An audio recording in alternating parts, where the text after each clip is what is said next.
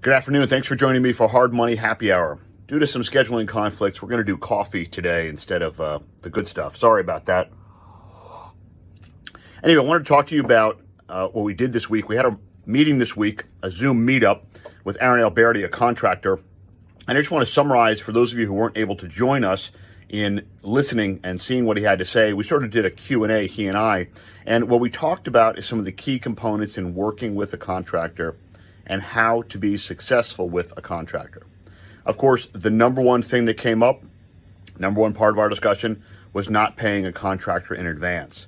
He was quick to point out, which I thought was really interesting, that he doesn't pay his subs in advance. He pays them when work is done. That's always been one of our most important rules to follow for everyone, to not get burned by a contractor, to make sure the work's done right and on time, is to pay when work is complete, as work is complete.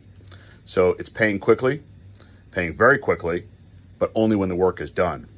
The other thing he mentioned, which I thought was important and something that I've brought up in different Zoom meetups, happy hours, discussions online, etc., is communication.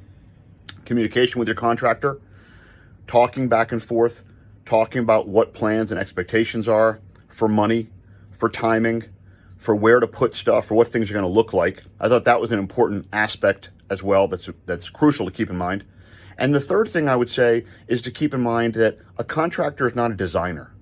And so don't rely on the general contractor to pick your kitchen out or to pick your lights out or to pick really anything out.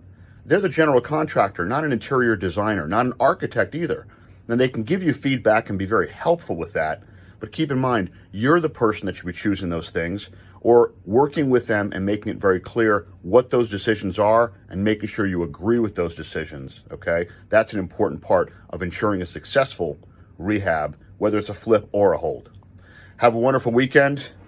Sorry about the coffee. I'll be back to the real stuff next week. Thanks. Stay warm. Take care. Bye-bye.